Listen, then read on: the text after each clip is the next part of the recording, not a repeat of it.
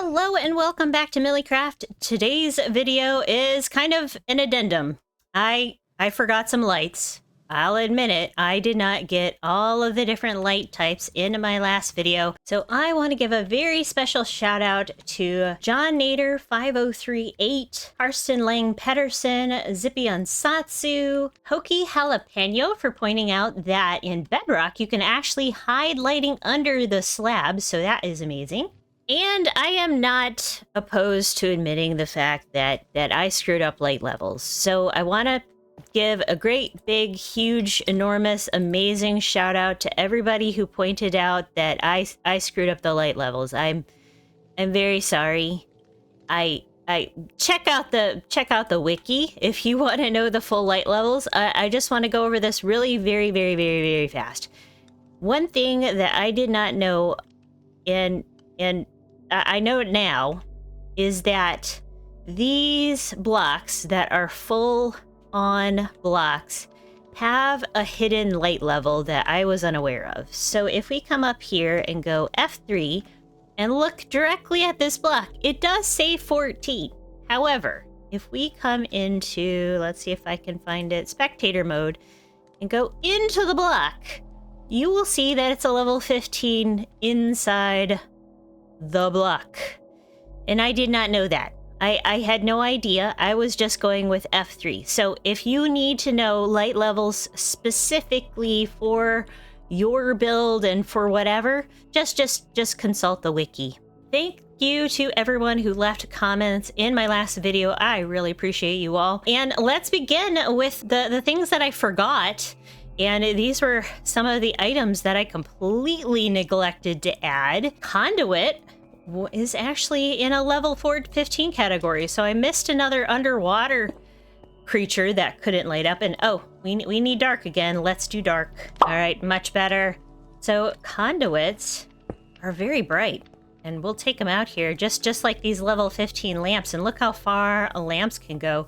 Look at this conduit, just one little guy in it. Doesn't even have to have any of the prismarine around it. Thank you very much to the people who suggested that in the comments.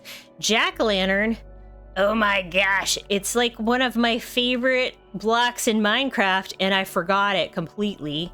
And that is going to go right over here by the beacon in the level 14 category. Now, one I forgot completely about because it's a brand new block and you really can't get a hold of it in survival is the new vault. And that also is an 11 block. And look at that. It lights up. I never even realized, like, an actual spawner does not light up, but the vaults do. And then, of course, last but not least is our portal frame, and let me do this in the right order so that it'll light up properly. Boop, boop, boop. And this, very much just like another portal, has boop, light around it too. And if we take a look at these guys, these are all level 13. Now, it's not these portal frames that actually light up.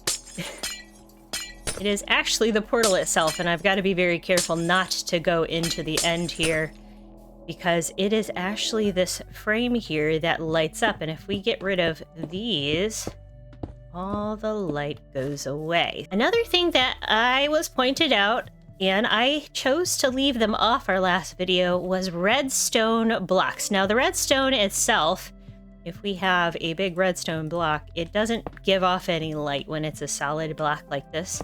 But when it's in its natural form, if you hit it with something or jump on it, it will light up. And I chose not to include this because you'd have to do some interesting rigging in order to make this light up. So that is pretty cool. And then I wanted to point out some things that I think should be lit up, but aren't lit up, and they don't light up. Torch flowers, I really think, should light up. I think the eye blossoms should too. They look like they give off light, but they really don't give off any light. Item frames, the glowing item frames, the nether star, and some of the other crystals, they also don't give off light. And our most explodey crystal of all times also doesn't light up, and that's a shame, honestly. Like, I think it should light up. Another thing that I forgot was just plain old fire. But you gotta be careful with this, because if you don't have fire tick off, this can spread and cause lots and lots of damage. So that is one of the reasons I kind of just left it off, because not everybody has that turned off. Some more blocks that don't emit light on their own, but can emit light, are your smoker, as it lights up when it's cooking, your furnace, and your blast furnace.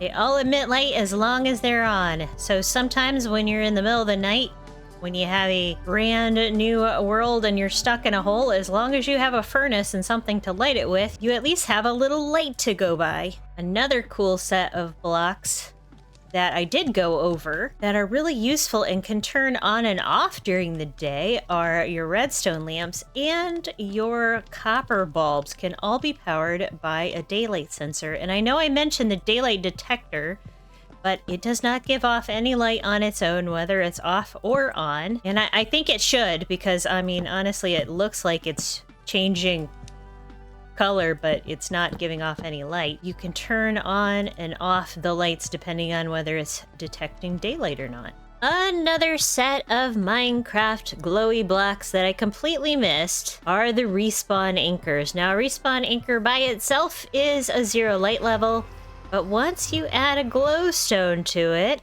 it becomes a 3, then another glowstone a 7, another 11, and the very last one is a 15. Don't use these in the overworld. They will explode just like a bed does in the nether, and the end, it is very dangerous, so I would not recommend using them unless you use them with lots of caution.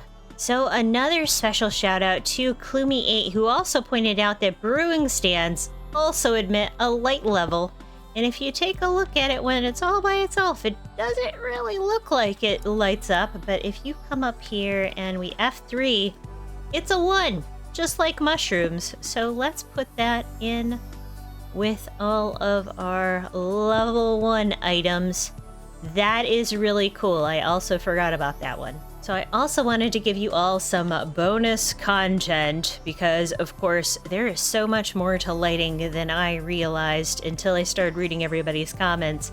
So here is something you can do with the lighting blocks. You can incorporate them into your build and not have to hide them like a lot of these other builds were. Now, mind you, with the room, I hid only a few and the rest of the lighting blocks were all out. But you can make floor designs with lighting blocks and just make them part of the build. I used a shroom light here. I used magma blocks, but covered in safety glass. I used the jack-o'-lanterns. You can just let it be part of your whole theme. You can also incorporate some of the lit blocks into wall designs too. I love how this crying obsidian kind of just drips particles, but unfortunately, the amethyst blocks themselves don't produce light, but the amethyst crystals do. So you have the little bit of light level from the crying obsidian and a little bit from the crystals, and it still makes a very hidden lighting design that's part of your whole area. I also decided we would add a little bit of a ceiling light, because that's one thing I missed when I did this whole section. So I used the pearlescent frog lights and made a really cool ceiling design with the glazed pink terracotta, some calcite, and some magenta concrete. And it looks just as good on the floor as it does on the ceiling. End rods are also a very useful lighting item that you can find after you have visited the end, after you have defeated the dragon, if you're playing survival. And they have a very unique characteristic, and a lot of people actually use levers to go with these end rods. Now, end rods by default set down, so they have a little base at the bottom, but they will connect up and down if you set them like this. Now, unfortunately, they'll only go in 2 segments, whether you're building it up or down, but you can come up with some creative ways of using them. So if I came up with like this and then came down, I could set it upright, and then you can add whatever other block that you want on top of it to make it a lamp. The block on top of it doesn't have to be lit because the end rod is doing all of the heavy lifting. You can make really cool columns this way. You can make bars, just a divider so that it has light. You can use them to look like fluorescent lighting. So if we have a ceiling here, you can actually take the levers and put them like this and make them look like fluorescent lighting. They also fit really well in a situation where they don't have that too. You just have to put some ceiling blocks up over it or some other backer block over it, but it looks really cool this way as well. They're really nice for modern builds. Another really fun design is making windows out of these blocks as well. I know a few people that like to hide lighting behind blocks, and they can actually not even have to go behind glass either. Some of these make really cool Windows designs regardless, and you can even kind of come up here, make a cool shaped design, and make them look like windows without them being windows. Some lighting blocks look good on their own, like these pearlescent frog lights, but some of them look even better with a little bit of a design, and you can actually make a really cool stained glass design using the glow lichen. So if we kind of come through here and give ourselves a little bit of different colors, and if you notice, these lights also are directional.